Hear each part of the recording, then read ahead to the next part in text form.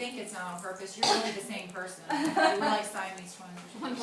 She was supposed to be my older sister. It just she was. I'm telling I you, just she got is messed your up older and got sister. put into that family, and she got to be put into that family. We want to swab. Does she look like Yeah, her? we're Yeah, switching swab DNA. sheets for testing later. I know I that. know we're so close. Like it just doesn't really make sense, right? I know.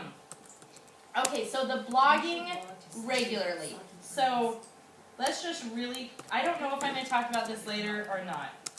We're going to talk about it right now, and then we'll skip over it later. But let's talk about how to blog regularly a little easier. So the first thing is to schedule out posts. So do you want to know how to do that? Do you feel like okay? I'm sure some Yeah. of, oh my god, no. Oh, we wanted I'll it. come back to it. I'll come back to it, I promise. Okay, so I try to schedule out a lot of posts. So this is in Leah Remillet.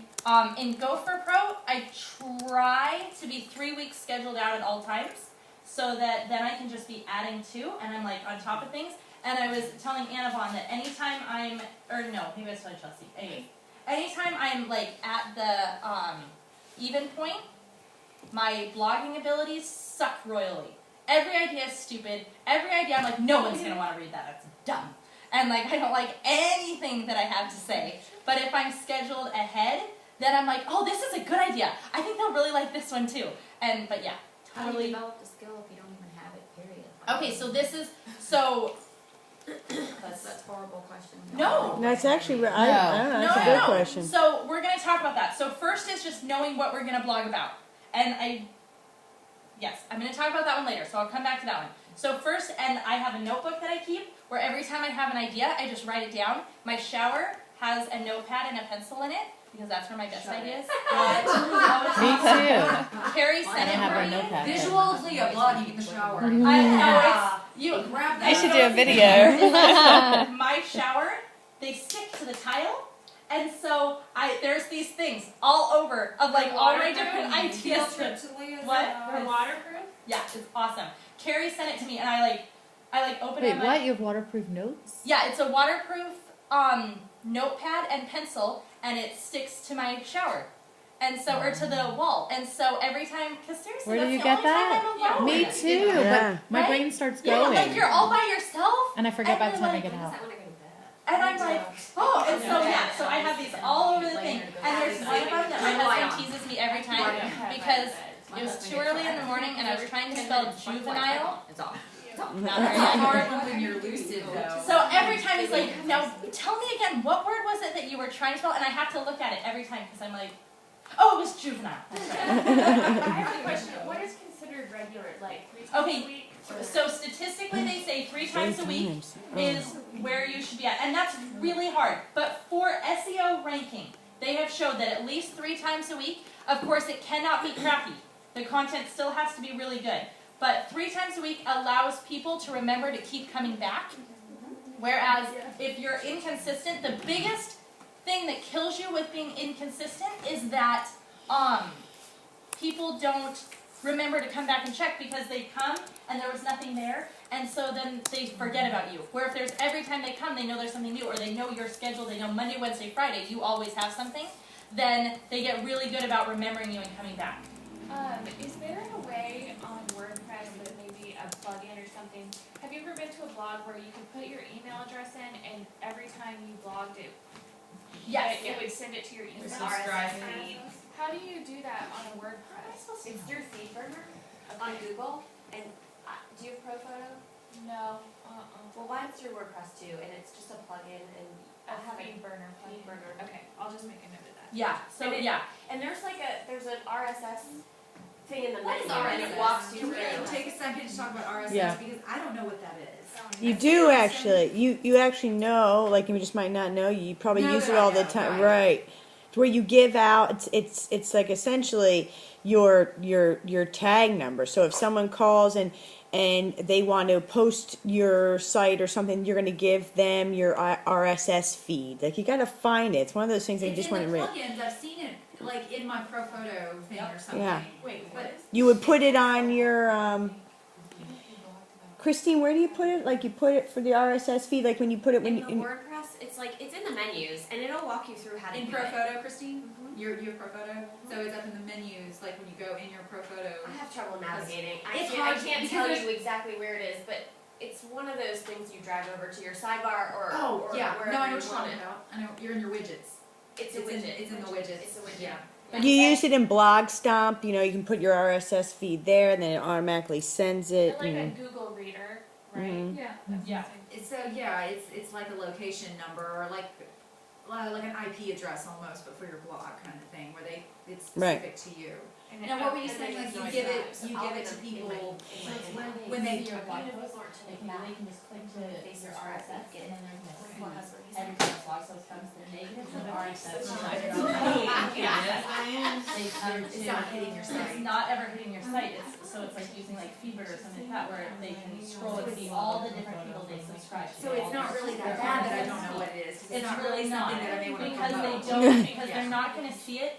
It's not gonna be like on your design blog. It's No. not as personal. It's It not doesn't have. pretty. Yeah, it's not pretty at It's all. not It's pretty. very And like. they're really that. small, but you I can don't at least even know have it that available. somebody's posted. I don't have it on my. Yeah, and Well, then come over. So it's worth. Yeah. It's like a preview. But kind of. it's Well, not. I may add it to the page, but I don't even have it on my page because I'm like I don't know what that is. I And don't there's wanna put it other on ways there. you can do it. So another option instead of using RSS is to have a where they can sign up to get your blog post. I have that. Okay, so you can get it set up to where every time you do a new blog post, an email goes out.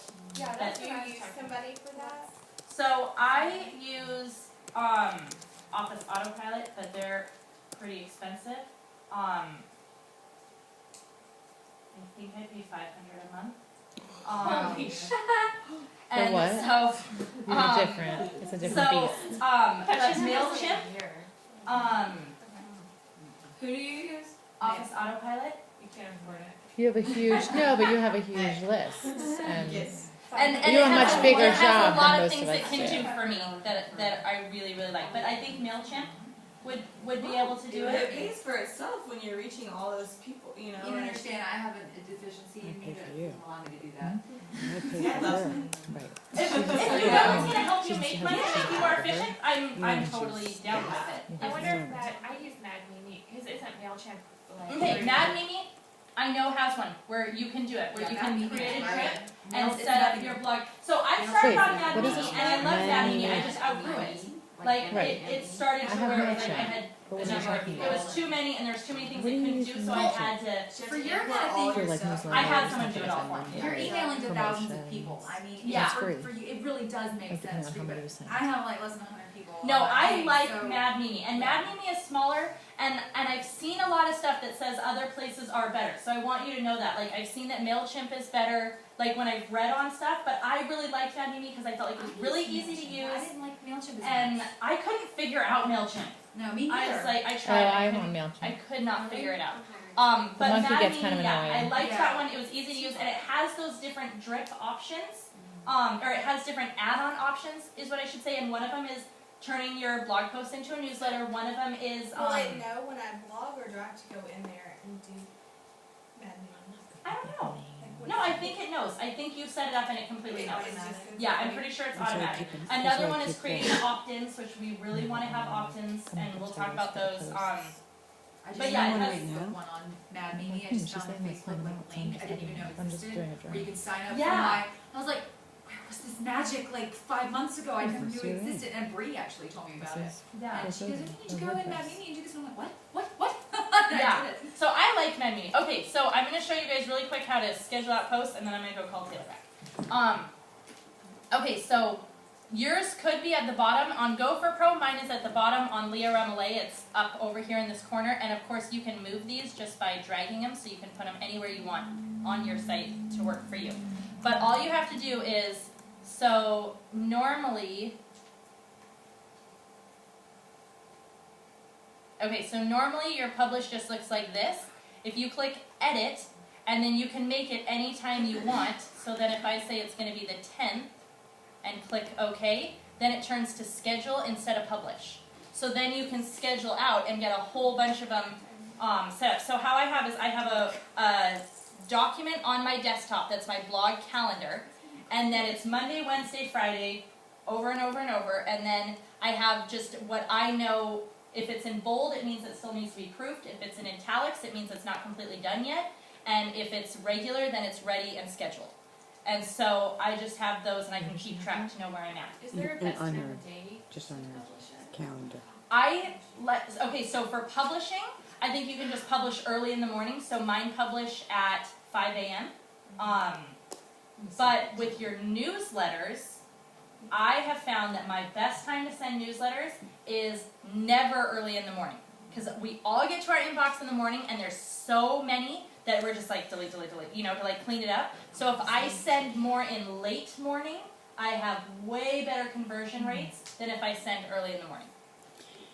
What's the difference between what you're talking about, your blog posts, and your what you were doing here, what you were doing quick? You said your post. Oh no, I'm sorry. Your post versus your newsletter. Like, what's the difference? It's all this onslaught of information, isn't it? So my blog posts, I just want to get it up there early so that it's there and people can start seeing it. Now I might put it on Facebook later in the morning. Like I may not announce that the blog post is up until 10 or 11 a.m. when I know their kids are in school and they might actually sit down at their computer and see it. But so the blog post I just want to get up and early, you can do it at 12:01 a.m. and just get it up there. And then actually sharing it is going to be later on. And then with my newsletter, so my newsletters often will be like, what's been on the blog, like these 3 posts. So for the week, if I send my weekly newsletter, it'll show the 3 posts that were on that week. And then like, maybe a little photography tip or some little fun thing. So it's more of like a summary and just more Exactly, it's like my informative. summary version of like, here's what's been going on. So like with Gopher Pro, it's, every week it's, here's the weekly Friday video, and then here's the other blog posts that were on that week underneath. Thank you. All of your topics in your newsletter photography related, or do you veer off from that? I think you can veer off a little bit. So, okay. Okay. We're going to take a 5-minute break so I can go Okay. help Taylor fix this, and then we'll talk about veering off.